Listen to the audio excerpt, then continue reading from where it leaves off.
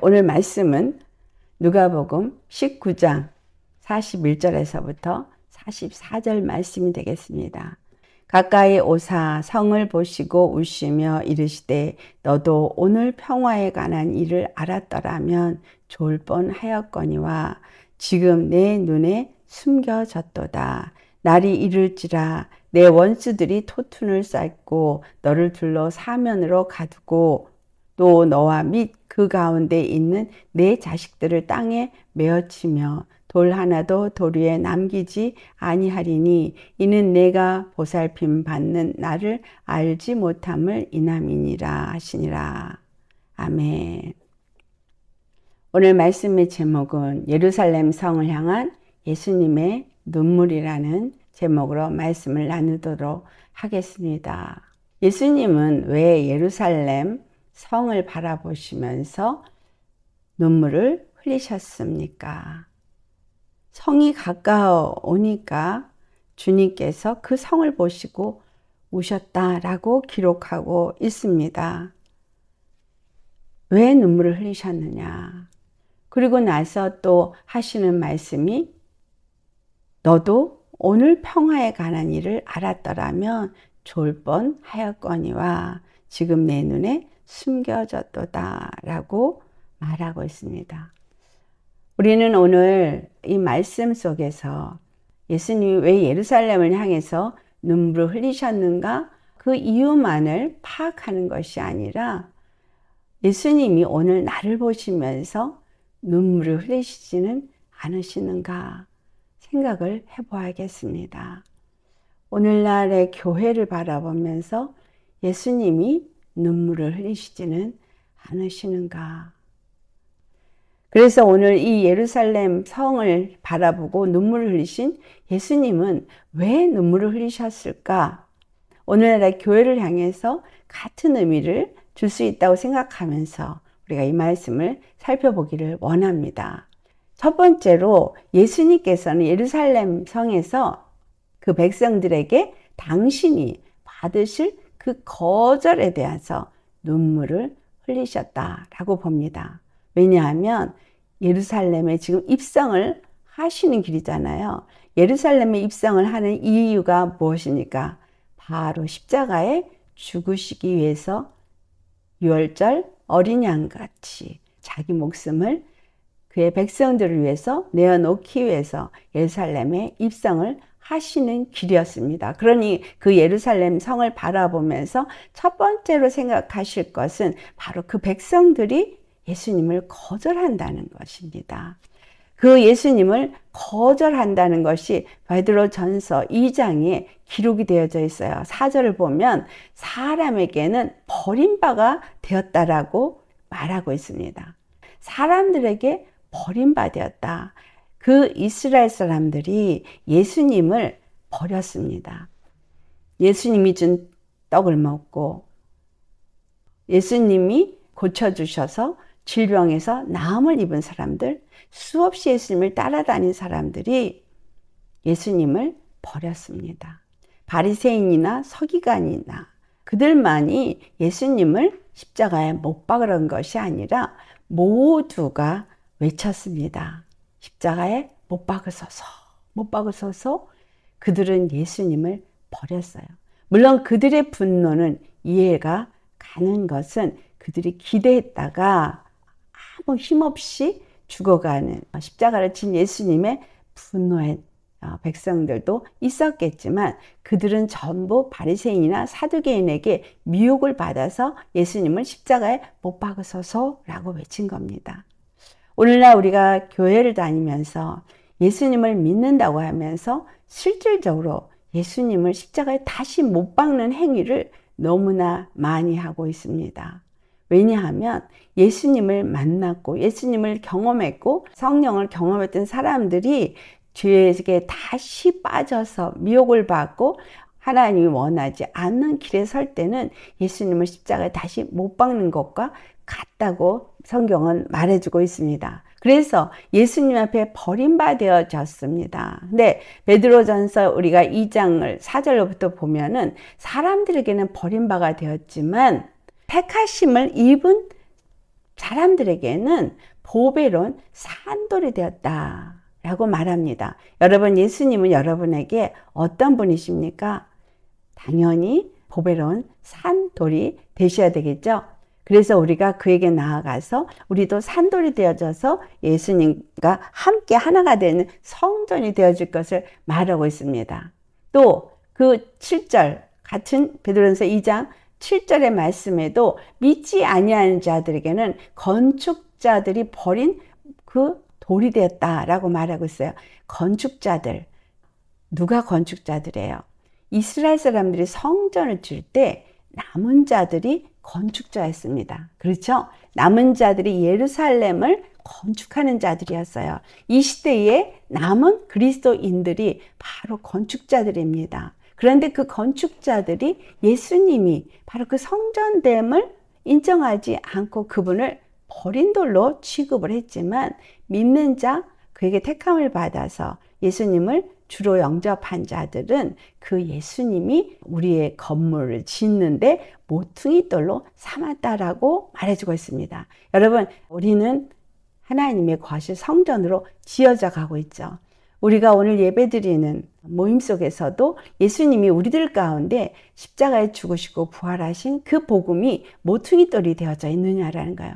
내가 오늘 예수님 십자가에 죽으시고 부활하신 것을 버린 자이냐, 아니면 내가 거기에 접붙여서 모퉁이 돌이 되신 예수님과 연합하여서 하나님의 것을 처소가 되기 위해서 오늘도 나도 예수님이 십자가에 죽으신 것을 본받아 십자가에 못 박고 예수님과 함께 살아서 그 생명의 말씀으로, 의의 말씀으로 의의 열매를 이루면서 사는 자인가라는 거죠.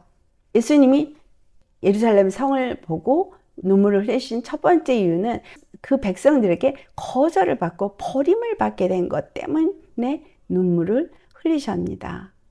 두 번째로, 그것은 바로 예수 그리스도를 통해서만, 예수님이 그 예루살렘에서 죽으시고 부활하셔야만 그들에게 그렇게 기다리고 기다렸던 바로 그 평강의 구원이 되시기 때문입니다. 여기서 오늘 42절에 이르되 너도 오늘 평화에 관한 일을 알았더라면 좋을 뻔하였거니와, 그렇게 말하죠. 여기서 하나를 살펴보아야 하겠습니다. 왜냐하면 더 구체적으로 말하는 것이 조금 부족하기 때문에 킹제임스 버전에서 하는 말씀 중에는 만약에 네가 알았더라면 이 말이 나오는데 even though라는 단어를 사용해요. 너라도, 너만이라도, 그 너라는 거에 강조를 할 때 even이라는 단어를 쓰거든요. 그래서 정말 어떻게 되냐, 그 다음에 나오는 말이 at least라는 단어가 나와요. at least라는 것은 적어도 너만이라도, 근데 어떤 사람, at least in this thou day, 그 날, 그때, 이 시대 예수님이 오시기 전의 사람들, 예수님이 오셔서 지금 이제까지 그에게 모든 것을 나타내시고 말씀하시고 행하셨던 그 시대 사람들, 지금 이 십자가에 못 박혀 죽으시기 위해서 예루살렘에 입성을 하는 이 시점, 또 그 이후에 많은 사람들이 나오죠. 그렇다면 예수님을 믿는 사람들의 이전, 지금, 이후, 그러니까 과거, 현재, 미래에 많은 사람들이 있는데, 지금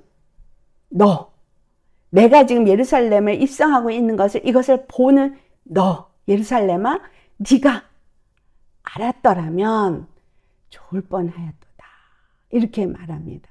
너희에게 이 평강이 어디에 속했는지, 이 평강이 속해있는 일에 대해서 너희가 오늘 이걸 보고 있는 네가 알았더라면 얼마나 좋겠느냐, 이렇게 말씀을 하십니다. 그런데 그 다음에 하는 말이 그러나 너희가 내 눈에 이것이 숨겨졌도다, 이렇게 말하고 있어요. 그러니까 예수님이 지금 예루살렘에 입성을 하는 것은 그들에게 바로 그 평강을 주는 그 구원을 이루기 위해서 가고 있는데, 이것을 지금 너 예루살렘아, 네가 이걸 봤으면 너무 좋겠는데 너까지도 이것이 숨겨져 있어 네가 이것을 알지 못한다. 알았더라면 정말 좋았겠다, 이런 말씀을 합니다. 이것은 세 번째로 예수님이 우신 이유 중에 또 무엇을 말하고 있느냐? 그것은 바로 오늘 본문 44절에 나타나 있는 것입니다. 그것은 예루살렘 성에 임할 심판 때문에 눈물을 흘리시는 거예요. 근데 어느 정도로 이게 심판이 이루어질 것을 말하고 있습니까? 너와 및 그 가운데 있는 내 자식들을 땅에 메어치며 돌 하나도 돌 위에 남기지 아니하리니 이는 내가 보살핌 받는 날을 알지 못함을 인함이니라. 이렇게 말했는데요. 여기서 틀리게 번역된 것이 내가 보살핌 받는 날, 이 단어입니다. 예수님께서 왜 예루살렘 성에 임할 심판에 대해서 눈물을 흘리셨느냐? 돌 위에 돌 하나도 남기지 아니하고 모든 사람들 다 메어치는 이와 같은 자녀들까지도 다 죽임을 당하는 처참한 이 예루살렘의 완전한 함락은 AD 70년에 로마에 의해서 완전히 예루살렘이 멸망을 당할 것을 예수님이 말씀하고 계신 겁니다. 그런데 여기서 보살핌 받는 날이라고 표현된 해석은 잘못된 해석인데요. 왜냐하면 킹제임스 버전에서는 because thou knows not the time of the visitation 이렇게 말해요. 여기서 visitation이라고 번역되어진 이 단어는 에피스코페이라는 단어인데 이것을 visitation 그러면 방문 이렇게 생각을 하는데 이 방문이 누구의 방문이냐면 하나님의 방문인데 이것이 말하고 있는 엄밀한 뜻은 뭐냐면 하나님이 그들의 죄악을 살피시기 위해서 방문하신다는 의미를 갖고 있어요. 그래서 다른 의미에서는 그들을 인스펙션 한다. 그들이 악이 어떠한지 이 심판을 받을 만하게 어떤 악이 놓였는가를 살펴보신다는 거예요. 이 말씀이 창세기 18장 21절에 소돔과 고모라를 심판하시는 하나님이 오셔서 말씀하시죠. 내가 이제 내려가서 그 모든 행한 것이 과연 내게 들리는 부르짖음과 같은지를 살펴보겠다라고 말씀하십니다. 그렇지 않은지 그러한지를 내가 보겠다. 주님 앞에 다 들리는데 여러분 이 땅에 있는 모든 것들 누가 다 보고를 하냐면 천사들이 다니면서 다 보고를 합니다. 하나님의 눈이 모든 것을 보고 있고 모든 것을 알고 있고 모든 것을 기록하고 있는데 이 예루살렘이 어떠한 고통 가운데 있는지를 보시는데 그들의 고통이 어느 정도로 악하느냐? 고아와 과부를 핍박하고 착취하고 그래서 돈 있는 자들이 없는 자들에게 착취를 했고 또 권세를 가진 자들이 권세 없는 자들을 학대하고 이와 같은 종교인들이 가난하고 정말 헐벗고 굶주린 자들에게 임의로 행하는 이 모든 것들 그들 안에 하나님이 없는 그들의 삶 이 모든 것을 살펴보신다는 거예요. 오늘날 교회가 예배를 드리고 하나님 앞에 경배를 한다고 하지만 하나님은 그들을 살펴보기 위해서 내려오셔서 그들이 정말 하나님을 어떻게 섬기고 어떻게 예배하는가 그들의 마음이 어떠한지 생각이 어떠한지 그들이 입으로는 주여 주여 하나 그 마음은 하나님께 뭔지 그 모든 것을 살펴보신다는 의미예요. 그래서 이것을 살펴보러 내려오시는데 이걸 한국말 번역이 잘못 번역이 돼서 내가 보살핌 받는 날을 알지 못함을 인함이라 라고 잘못 번역이 되었습니다. 보살핌 받는 날이 아니에요. 그것이 어떠한지를 인베스트 한다는 거야. 인스펙션을 한다는 거야. 옳은지 그른지를 인스펙션 한다는 거야. 그래서 그들이 어떠한지를 살펴보고자 이제 주님이 오셔서 그들을 정말 심판할 날이 이르게 된다라는 거예요. 그런데 너희들이 이렇게 하나님이 오셔서 너희들에게 보응하실 너희들이 행한 대로 보응하실 그 심판의 날을 알지 못합니다. 주님은 당신의 백성들에게 거절을 받았어요. 십자가에 죽으시고 부활하신 예수님에 대해서 거절을 당하고 있습니다. 지금 십자가의 복음을 전하지 않는 그 자체가 거절을 받은 거예요. 그리고 그 구원을 의지하지 않는 것이, 왜냐하면 그들에게 그 구원이 임한 것이 제대로 임할 수가 없는 거예요. 왜? 십자가의 구원을 부인하고 거절하고 버렸는데 어떻게 하나님이 준 평강의 구원이 그들에게 임할 수가 있겠느냐는 거예요. 교회를 다니지만, 종교생활을 하지만 실제로 하나님 준 평강을 그 안에 누리지 못한다는 얘기죠.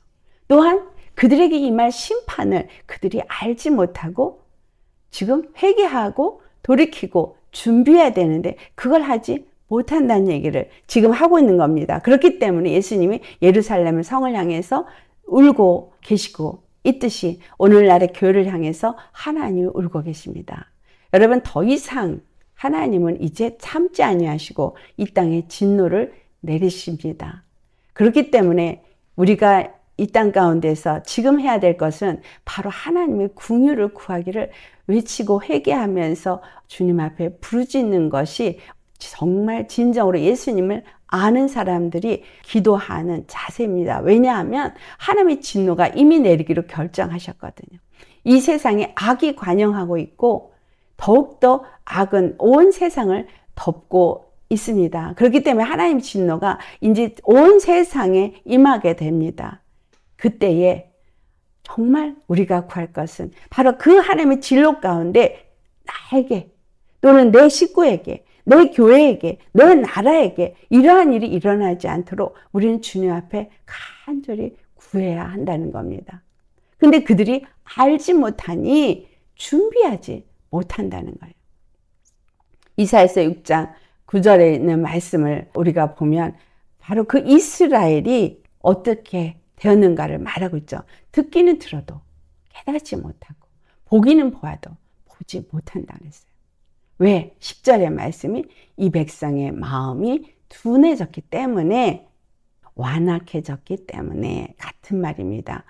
하나님의 말씀을 들어도 듣지 못하고 깨닫지 못하고 보아도 보지 못한다는 거예요. 그래서 그들의 마음이 완악해졌기 때문에 하나님의 진노를 그들에게 내리기로 결정하였어. 그렇기 때문에 그들이 눈으로 보고 귀로 듣고 마음으로 깨달아서 돌아와서 고침을 받을까 하신다.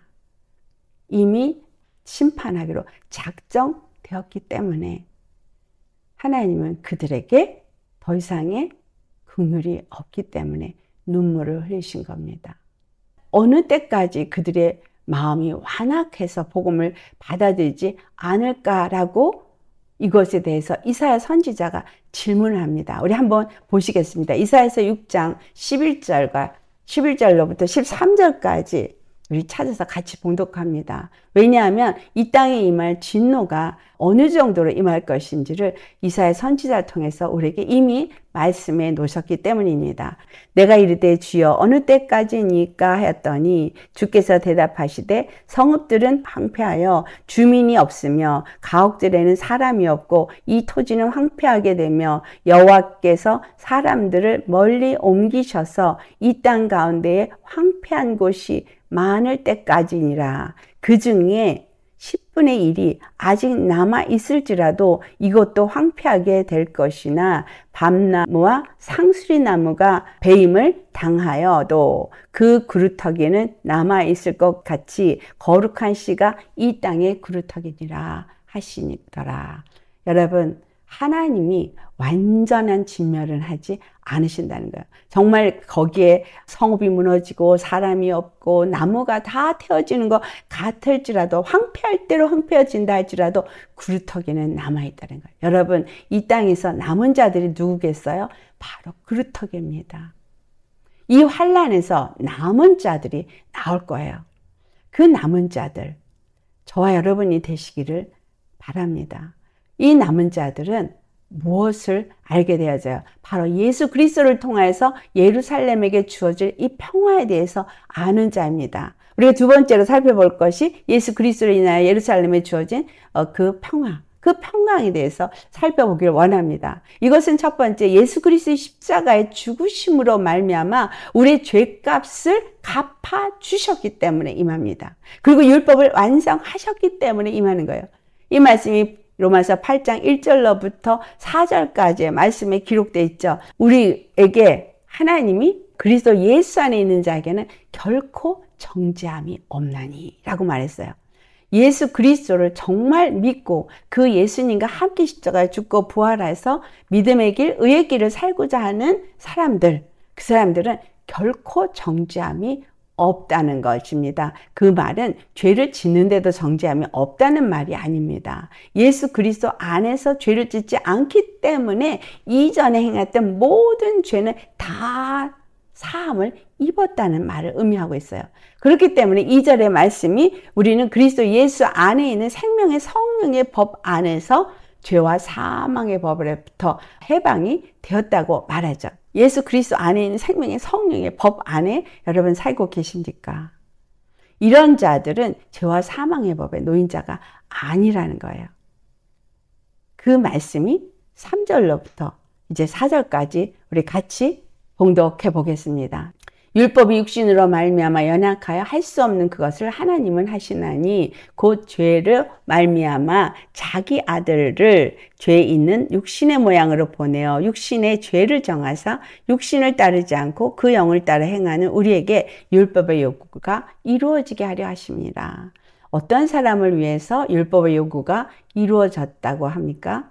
예수님이 육신의 모양으로 이 땅에 와서 그 육신의 죄를 그에게 정하게 하셨어요. 그래서 그가 죄인처럼 십자가에 죽으신 거예요.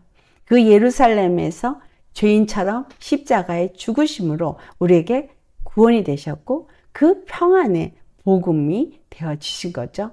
그런데 이와 같은 일을 행하신 것은 육신을 따르지 않고 그 영을 따라 행하는 자.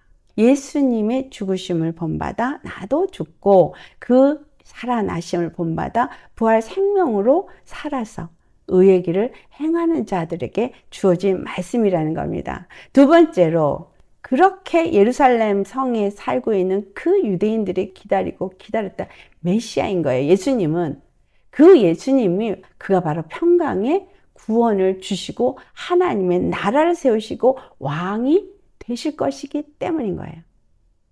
그것을 그들은 거절했어요. 버렸어요. 근데 하나님은 그 일을 이루셨습니다.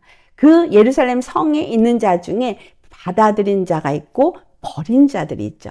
두 가지가 있습니다. 우리가 이 땅에 지금 그루터리가 될 자들은 어떤 자들인가요? 이 복음을 받아들이고 그리고 그 평강의 구원을 내 것으로 만들어서 하나님의 나라가 내게 세워지고 예수님이 나의 왕이 되어지도록 하기 위해서 그것을 초점을 맞추고 사는 사람들, 예수님이 나의 왕이고 나는 그의 나라가 되어지도록 날마다 믿음 안에서 거룩한 길을 가는 사람들에게 주어지는 일이라는 거예요. 그렇지 않은 사람들을 향해서 주님이 애통하게 되는 거죠. 교회를 다니냐 안 다니냐가 아닙니다. 어느 교회에 다니고 있고 어느 교회에 소속이 됐느냐가 아닙니다. 어떤 목사에게 속하였느냐가 아니라 예수님을 주로 모시고 하나님의 나라가 되어지도록 육신을 따라 살지 않고 영을 따라 사는 자들을 위해서 율법의 완성이 되신 겁니다. 이 사람들은 바로 평강의 구원을 주셨다는 얘기죠.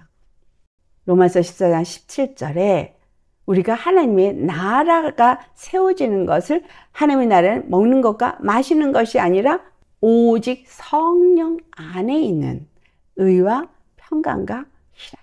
어디 안에 있는? 성령 안에 있는. 그래서 예수님을 믿고 십자가에 죽고 예수님과 함께 연합한 사람들에게 하나님이 성령을 우리에게 보내주셔서 성령님이 우리 안에 거하시고 우리는 하나님의 성전이 되어지니 우리 하나님의 성전된 우리들은 의와 평강과 희락이 우리 안에 있는 거예요. 그러니까 예루살렘에 평강의 왕이 들어왔는데 평강의 왕이 들어오는데 평강의 왕을 거절하고 배척하고 받아들이지 않으니까 눈물을 흘린 거예요. 평강의 왕이 그 평강을 가지고 오시고 하나님의 나라로 그 성전을 세우시려고 오셨는데 그들이 예수님을 십자가에 못 박고 그분을 왕으로 모시지 않은 것. 그러나 우리가 오늘날 정말 예수 그리스도 십자가에 죽으시고 부활하셔서 나의 주, 나의 머리가 되셔서 그는 교회의 머리요 나는 그의 교회의 몸된 지체라고 여기는 사람들은 바로 이 평강을 누리니 진정한 안식일을 누리게 됩니다. 그래서 예수님이 마태복음 12장 8절에 인자는 안식일의 주인이라고 말씀하세요. 안식일의 주인, 머리란 얘기예요. 그럼 우리는 이 몸은 뭐예요? 안식을 누려야 돼요. 하나님의 성전은 예수님과 만남의 예배가 온전히 이루어질 때 그 심령 안에 안식이 주어집니다. 예수님을 우리 안에 왕으로 모신 자는 하나님의 나라가 되어지는 이 안에 기쁨이 있고 의가 있고 평강이 있고 안식이 주어진다는 거예요. 그래서 오늘 예수님을 믿고 영접한 여러분들, 정말 우리가 이와 같은 평강의 구원이, 안식이 내 안에 이루어졌는가, 이것이 바로 여러분이 예수님을 내 안에 모셨는지 모시지 않았는지의 그 결과로 나타나집니다. 이제 우리가 여기서 말한 그날, 그들이 너희가 알지 못하는도다 라고 한 그날, 무슨 날? 하나님이 그들에게 인스펙션 하는 날, 그 날을 우리가 준비해야 합니다. 하나님은 분명히 내가 방문하는 날, 너희들의 행함이 어떠한지를 살펴보고 너희들에게 어떤 사람에게는 알곡이 돼서 곳간에, 어떤 사람은 쭉정이 되게 해서 불에 태워지는 그 하나님의 진노가 이 땅에 임할 때에 건지고 구원을 받을 자와 그렇지 않고 버림을 받고 죽임을 당할 자를 하나님이 다 살펴보고 심판하기 위해서 점검하신다는 거예요. 여러분, 지금 주님은 추수의 때라 그랬어요. 지금 추수의 때입니다. 점검하시면서 지금 계속 퀴즈를 하고 있어요. 그래서 여러분에게 주어지는 모든 상황 속에서 일어나고 있는 사건 속에서 하나님은 여러분을 달아보신다는 사실을 아셔야 합니다. 그래서 그날, 그 타임, 너희가 그날을 모른다. 그 타이밍을 모른다. 라고 말했잖아요. 그래서 무슨 타임, 무슨 날, 바로 예루살렘, 하나님의 교회에 임할 심판의 날을 우리가 알도록 준비해야 합니다. 그 날을 알고 준비하라. 이게 우리가 두 번째로 살펴볼 말이거든요. 그래서 그 중에 그날이 언제인지 알 수 있도록 준비해야 되는 거예요. 그날이 도적같이 임한다 그랬는데 그날을 알게 하십니다.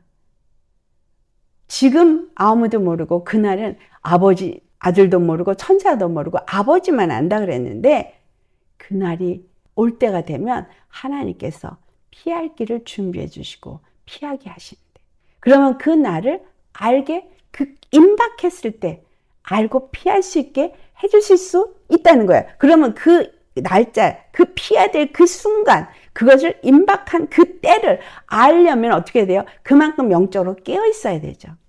그렇죠?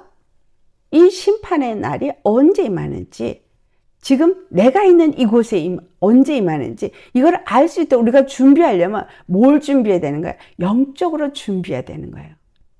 고린도전서 2장 13절부터 15절에 말씀을 하는데, 사람의 지혜가 가르친 말로 아니하고 오직 성령께서 가르친 것으로만, 영적인 일은 영적인 것으로만 분별한다라고 말했어요. 그러면 그 모든 것들을 다 분별하고 알 수 있을 만큼 영적으로 깨어 있어야 하는 거고, 분별할 수 있는 영이 내 안에 임하여야 하는 거죠.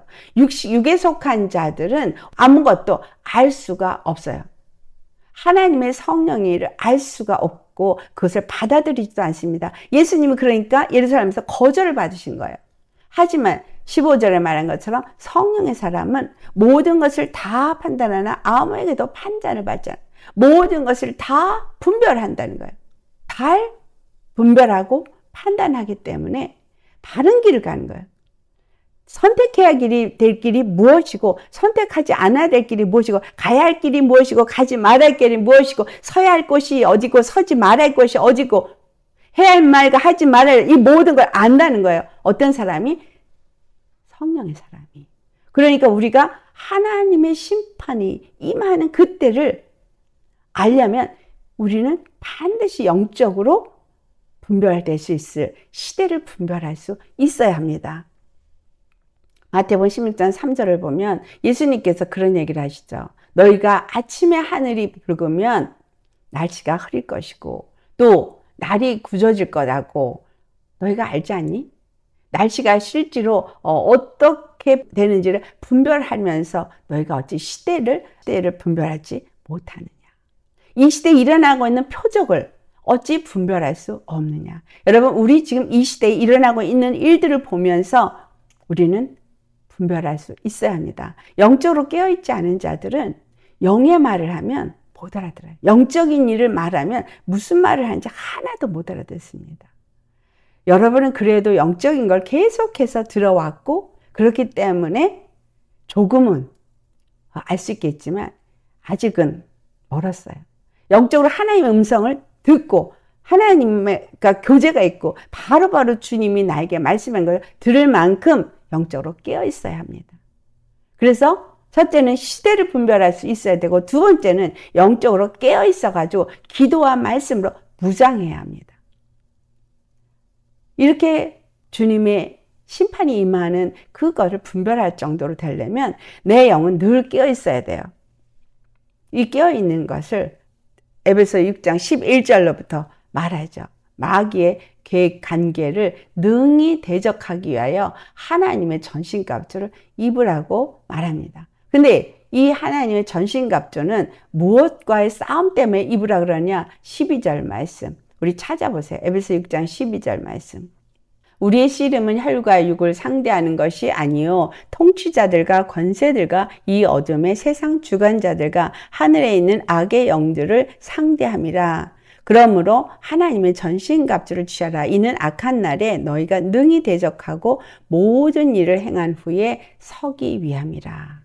이 땅의 통치자, 권세자들, 정사, 이 사람들은 다 어둠의 영들에 잡혀서 이 세상이 지금 하나로 움직여가고 있습니다. 각각 나라가 다르고 종교가 다르고 경제가 다른 것 같지만 지금 그들은 노력하고 있습니다. 종교가 하나가 되도록 노력하고 있고요. 정치가, 경제가 하나로 움직이도록 노력하고 있습니다. 이런 가운데서 우리는 이런 악한 영이 이미 세상을 그렇게 하나로 자기 손아귀에 넣으려고 역사하고 있는 속에 많은 사람들은 거기에 가담하고 있고 거기에 동조하고 있고 또 그것을 원하고 있습니다. 그런 가운데서 이제 분명하게 갈라지죠. 하나님께 속한 자인가? 이 세상에 속한 자인가? 마귀에게 속한 자인지 하나님을 주로 섬기는 자인지 분명하게 나뉘어집니다. 그렇기 때문에 정말 우리가 전신갑주를 입지 않으면 분별되어질 때 확실하게 하나님께 속한 자로 세워지지 않는다는 얘기예요. 그러니까 영적으로 깨어서 전신갑주를 취하라고 하는데 이 전신갑주가 어떤 것인지를 14절로부터 말하고 있죠. 우리가 전신갑주를 생각할 때 여기서 6가지라고 생각합니다. 얘기해 볼까요?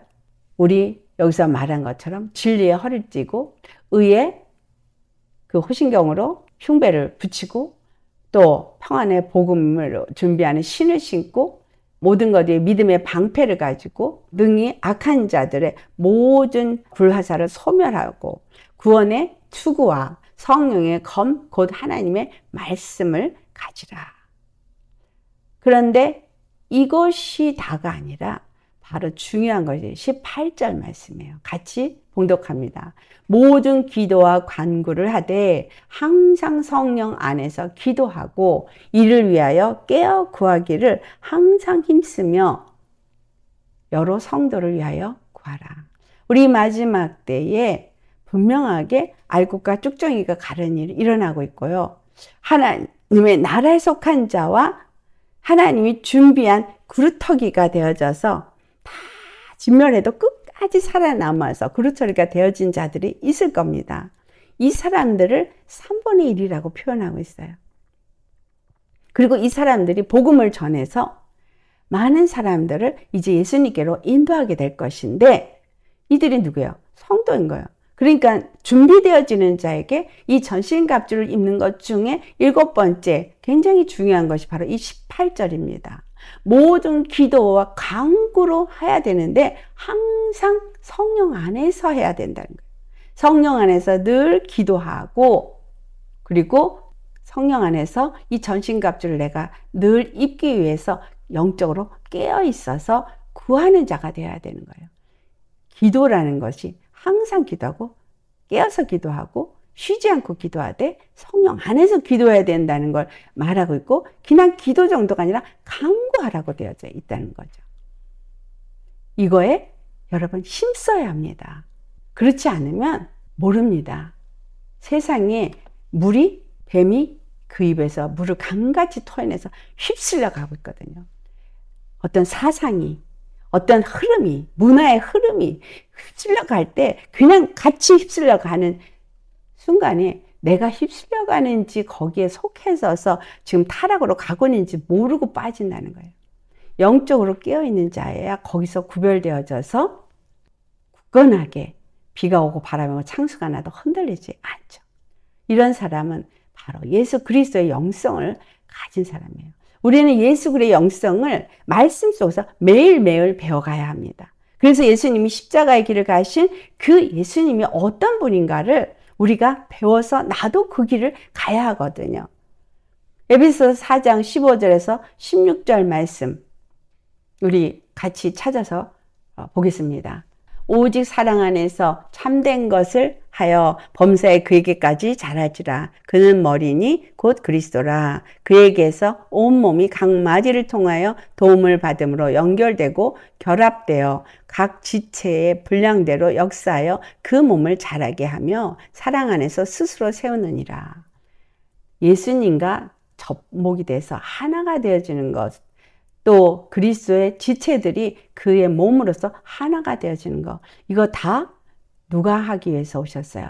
성령님이 우리 가운데 오셔서 우리를 진리 가운데로 인도하고, 우리가 하나님의 영으로 하나님의 음성을 듣고 하나님의 말씀을 따라서 그때그때 우리가 무엇을 해야 되는지 그렇게 나는 버리고 예수님의 말씀을 따라 순종하며 나아가는 자들이 하나님의 영성을 배워가면서 변화되어져서 모두가 한 십자가의 영성으로 한 몸으로 세워진다는 거예요.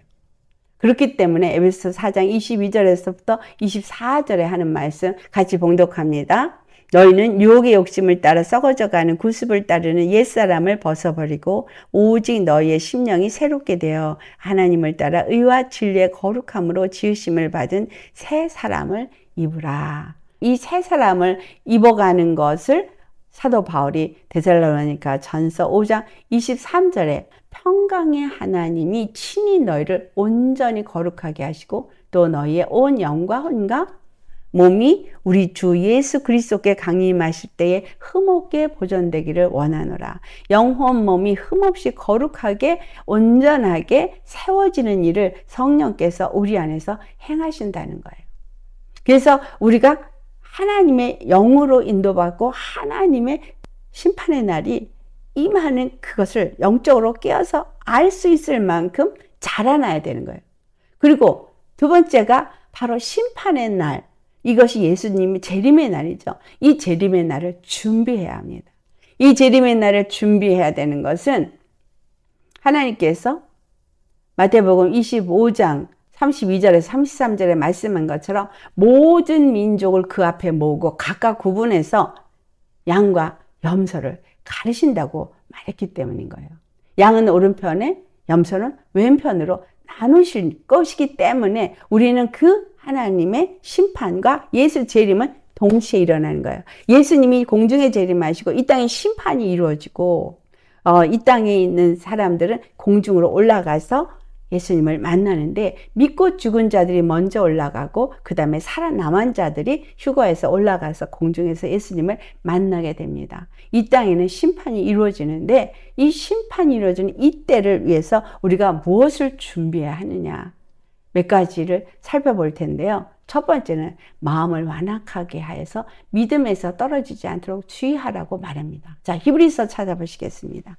히브리서 3장에 있는 말씀을 가지고 하나하나 우리가 살펴보겠습니다. 형제들아, 너희는 삼가 혹 너희 중에 누가 믿지 아니하는 악한 마음을 품고 살아계신 하나님에게서 떨어질까 조심할 것이요 라고 말했어요. 우리의 마음이 완악해져서 믿음에서 떨어지지 않도록 주의하라는 거예요. 이 완악함은 어디서 옵니까? 바로 미혹을 받게 될 때. 이 세상의 풍조에 밀려, 이 세상에 여러 가지 일어난 사건하고 내 생각을 거기다 가미시켜서 하나님의 말씀을 대적할 때 일어나는 거예요. 하나님의 말씀은 법이에요. 하나님의 말씀은 진리예요. 하나님의 말씀은 선포된 그대로 이루어집니다. 여기에 내 생각, 내 어떤 정말 이론 아니면 세상에 지금 흘러가는 그거에 내가 같이 동조해서 이거를 대적하면 바로 예수님을 십자가에 못 박은 저들과 똑같아지는 거예요. 그래서 집안 식구가 원수가 됩니다. 내 집안 식구가 믿음 안에서 온전히 같은 생각과 같은 길을 가지 않으면 집안 식구가 원수가 되어져요. 공산주의들이 어떻게 돼요? 자식이 부모를 당에다가 찌르잖아요. 죽임을 당하게 합니다. 이게 어디서 나온 거예요? 다르기 때문에. 소속이 다르기 때문이에요. 그래서 우리의 자녀들이 부모가 예수님을 똑같은 예수님을 믿는 믿음을 가져야지만 그 마음이 완악해져서 믿음에서 떨어져서 하나님의 길을 가는 자기 가족을 배신하고 대적하지 않게 되는 거예요. 두 번째는 13절 말씀, 죄의 유혹을 받아 완고하게 되지 않도록 주의해야 합니다. 13절 말씀 같이 봉독합니다. 오직 오늘이라 일컫는 동안에 매일 피차 권면하여 너희 중에 누구든지 죄의 유혹으로 완고하게 되지 않도록 하라. 죄의 유혹이 우리 삶 속에 끊임없이 있습니다. 이 죄의 유혹은 젊은 사람은 더 많죠. 근데 이 죄의 유혹이 나를 유혹했을 때 내가 거기에 넘어지면 어떻게 돼요? 완고해져요. 마음이 강팍해져요. 그래서 믿음의 말을 하는 거에 대해서 대적합니다. 어떻게 그렇게 살아? 이렇게. 우리 그렇게 살아야 합니다. 성경에 말씀한 대로 살아야 되는 거예요. 세상 사람들이 가는 길을 같이 갈 수는 없습니다. 우리 15절에서 16절 같이 봉독합니다.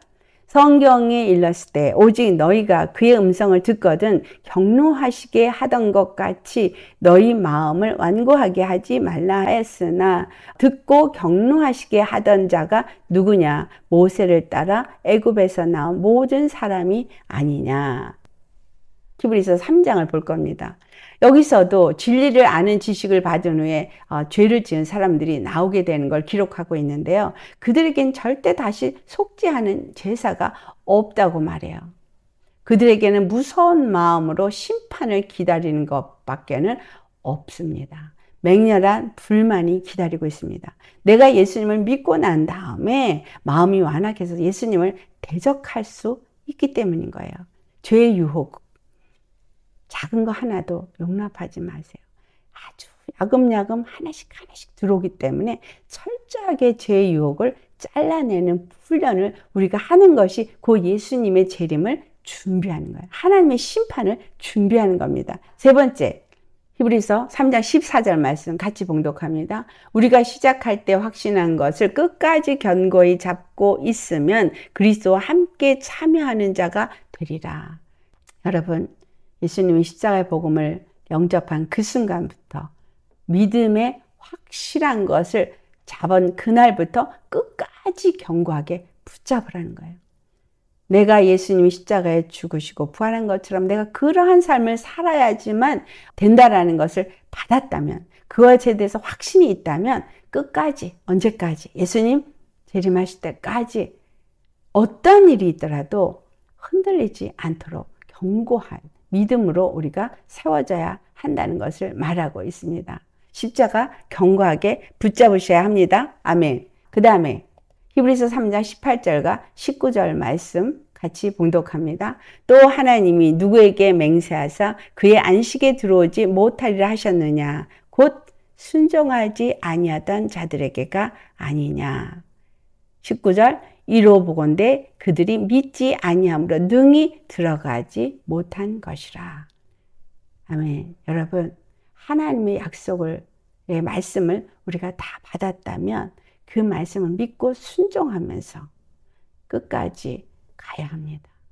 오늘 내가 예수님을 믿고 있다고 안심하면 안 돼요. 끝까지 가셔야 해요. 그런데 우리의 가는 과정은 오직 순종뿐입니다. 하나님의 말씀을 듣고 순종하며 끝까지 가는 사람에게만 바로 이 약속의 말씀대로 그 하나님 안에 들어가게 됩니다. 믿지 아니한 자는 그들이 순종하지 않았기 때문에 믿지 않고 순종하지 않으니 능히 들어가지 못하였어요. 우리가 얼마 전에 그 이스라엘 백성의 넘어짐을 본받아서 우리가 어떻게 해야 될지를 살펴보았습니다. 정말 이 마지막 때에 지금 이 예수님께서 예루살렘의 성을 바라보고 우시는 것, 이거는 그때만 있었던 일이 아닙니다. 지금도 예수님 동일하게 눈물 흘리고 계십니다. 안타까워하십니다. 하나님은 악한 자 한 사람이라도 심판에 처하게 하길 원치 않습니다. 그래서 어제까지 내가 악인이었어도 오늘 내가 회개하고 돌이키면 하나님이 그 모든 악을 다 없애주고 오늘 내가 예수님을 믿는 그 믿음으로 의롭다 인정하신다고 말하고 계십니다. 주 안에서 여러분, 예루살렘 성을 향해서 눈물을 흘린 예수님은 세 가지. 그들이 예수님을 배반했기 때문에, 그들이 그 구원을 알지 못하고 누리지 못하기 때문에, 받지 못하기 때문에, 세 번째, 그들이 심판을 받게 될 것이기 때문에 눈물을 흘리셨습니다. 우리에게도 지금 동일하게 이 땅에 예수님이 십자가의 복음을 거절하고 예수님을 거부하는 사람들, 그리고 너나 할 것 없이 모든 종교가 하나다고 하면서 어떤 거룩한 경건의 모양은 갖추고 있으면서 경건의 능력이 되는 십자가를 부인하는 사람들을 향해서 눈물을 흘리십니다. 정말 예수님이 그렇게 십자가에서 죽으시고 부활해서 우리의 죄를 다 사시고 우리를 죄 없다 하시고 우리로 하여금 생명의 성령의 법 안에 사는 자가 되어지고 하나님의 자녀가 되는 권세를 주셨는데 이 평강의 구원을 누리지 못하는 자, 그들을 향해서 안타까운 눈물을 흘리십니다. 이런 자들은 어떤 자니까? 거룩한 자니까. 그래서 거룩해야 되는 거죠. 거룩한 삶을 사는 거예요. 경건의 삶을 사는 사람인 거예요. 이런 사람들은 오늘 우리가 마지막에 살펴본 바로 하나님의 심판의 때를 준비하기 위해서 어떻게 해야 되는가를 알고 끝까지 그 믿음을 지키고자 하는 자들인 것입니다. 그렇지 않은 자에겐 세 번째, 심판이 임합니다. 하나님의 진노는 이미 심판하기로 작정하셨어요. 여러분, 심판하기로 작정하셨는데 이 작정하신 때가 언제냐라는 거예요. 기근이 오고 전쟁이 일어나고 전염병이 도는 이때 하나님이 이거를 하나하나 차례대로 하실 수도 있고 한꺼번에 하실 수도 있거든요. 그래서 우리에게 임할 이 진노는 당연히 이제 결정됐기 때문에 우리가 막을 수가 없어요. 다만 여러분, 영으로 깨어 있으면서 여러분은 피할 길을 아셔야 되고 피할 수 있는 믿음의 준비를 하셔야 됩니다. 전염병 돈다? 그 전염병이 나에게 침범하지 않도록 영적으로 무장되어지면 침범하지 않습니다. 기근이 온다? 하나님이 우리를 지키시면 여러분 먹을 것이 있어서 걱정할 것이 없어요. 전쟁이 온다? 하나님이 피할 것으로 우리를 다 인도하셔서 걱정할 것이 없습니다. 그런데 이 피할 곳이 어떤 장소가 아닌 거예요. 예수님 안, 그것만이 우리가 피할 곳입니다. 아직은 여러분, 주님이 약간 보류하신 때거든요. 그런데 이제는 더 지체하지 않는다고 하셨어요. 이제는 더 연기하지 않는다고 하셨어요. 이제까지는 계속 연기하셨어요. 그래서 이런 거 저런 거 준비해라 하면서도 연기돼 가지고 그것이 하나도 준비한 것이 필요가 없어졌었는데 이제 주님이 그 모든 일을 시작하시면 우리는 영적으로 얼마만큼 깨어있느냐에 따라서 하나님의 보호하심을 받게 됩니다. 하나님의 보호하심을 받지 않으면 전염병으로 죽든지 기근으로 죽든지 전쟁에 죽든지 이 땅에 많은 사람들이 계속 죽임을 당할 겁니다. 나는 요행이 피하겠지? 그거는 한참 있다가 일어나겠지? 이렇게 안일하게 생각할 때가 아닙니다. 준비하셔야 됩니다. 예수님이 예루살렘 성을 향해서 눈물을 흘리신 그 입성, 예루살렘 입성 기억하세요. 예루살렘의 입성은 바로 예수님이 우리 안에 입성하셔야 된다는 거예요. 예수님이 우리 안에 들어오셔야 돼요. 우리 안에 들어오셔서 우리에게 정말 하나님의 그 영으로 부으시고 하나님의 영으로 예배하게 하시고 교통하게 하시고 그리고 구원을 누리고 정말 피할 길을 준비하시도록 주님이 우리를 이끄시도록 예수님과 하나가 되어야 됩니다. 저와 여러분이 바로 그렇게 주 안에서 한 몸으로 지어져야 하는 것. 이것이 에베소서 4장에 우리가 봉독했던 말씀인 겁니다. 그렇게 준비된 사람들이 하나님이 그들을 그루터기로 사용하십니다. 정말 우리가 이미 살펴봤던 이사야서 말씀에 그 심판이 이를 때 땅이 황폐해집니다. 완전히 자녀들이 죽임을 당합니다. 모든 가옥이 무너집니다. 그런데 여러분 정말 하와이에 불로 다 그 지역 일대가 타는데 집 하나가 정확하게 한 채가 하나도 그름도 없이 살아남아 있는 사진이 유튜브에 올라와 있는 걸 보셨을 겁니다. 하나님이 지키시면 이와 같이 됩니다. 우리가 어떤 피할 장소로 도망을 가서 그곳에서 피할 수 있는 것이 아니라 하나님이 준비한 장소여야 되고 하나님이 보호해 주셔야 되고 예수님 안에서만 보호받을 수가 있습니다. 영적으로 매일같이 정말 깨어서 기도와 간구로 성령 안에서 기도하며 성령님의 인도함을 받도록 우리가 준비되어지고 전신갑주를 입는 것이 지금 우리가 해야 할 일입니다. 그래서 하나님은 우리에게 회개의 기회를 주셨어요. 회개하라고. 그것이 바로 2019년부터 주님이 말씀하셨던 일인데요. 회개하게 하라. 내 교회가 회개하기를 내가 원한다. 그래서 그 회개를 하도록 허락된 것이 코로나였습니다. 그런데 회개하지 않았어요. 교회가 회개하지 않았어요. 물론 회개하는 사람들이 some 있었지만 가슴을 찢는 회개가 아니라 입으로만 하는 회개였다고 말씀하세요. 우리 주님은 정말 우리 심령이 얼마만큼 완악하고 악하게 하나님을 버렸는지를 다시 돌아보면서 온전한 믿음으로 하나님만을 주로 모시고 그의 몸된 교회로서 그의 거룩한 몸으로서 내가 정말 온전하게 지금 영혼 몸이 주님으로 세워져 가고 있는지를 살펴보시면서 예수님의 눈물이 기쁨으로 바뀌어질 수 있는 그러한 저와 여러분이 되시기를 바랍니다.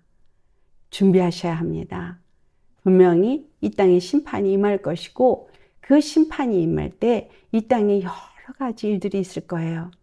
그 여러 가지 일들을 내가 능히 비가 오고 바람이 오고 찬수가 나도 그 모든 것을 믿음으로 견뎌 이길 수 있을 만큼 영적으로 하나님의 영성을 갖춘 자가 되어야지 이길 수 있습니다. 말씀으로 이길 수 있습니다. 믿음으로 이길 수 있습니다. 예수의 이름에 권세를 가진 자가 이길 수 있습니다. 그렇게 여러분 잘 준비되어져서 영이 깨어 있으니 하나님이 무슨 일을 지금 이렇게 이루고 계시는구나. 지금 시대가 어떻게 가고 있구나. 무엇을 준비해야 되겠구나. 하나님이 주신 영감으로 알고 말씀을 받아서 알고 또 분별해서 알고 그렇게 준비된 사람은 심판의 때 예수님의 재림의 때를 준비하는 삶을 살게 되어져 있습니다.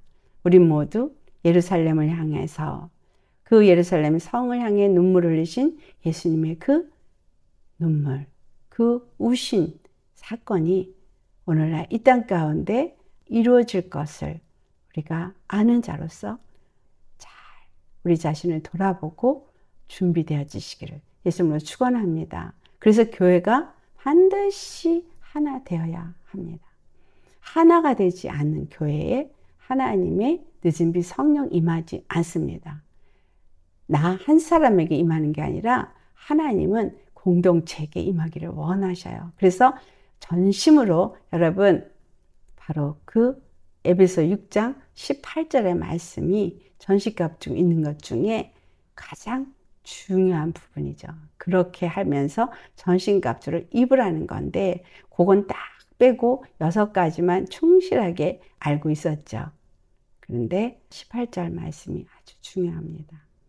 그래서 우리 모두가 에베소 6장 11절부터 18절까지 다시 한번 아주 묵상하시되 곱씹고 묵상하시면서 이 히브리서 3장의 말씀과 함께 여러분이 심령을 새롭게 하고 준비하고 우리 주님 앞에 넉넉히 들어갈 수 있고 주님을 맞이할 수 있는 저와 여러분들 되시기를 예수님의 이름으로 축원합니다. 기도하시겠습니다.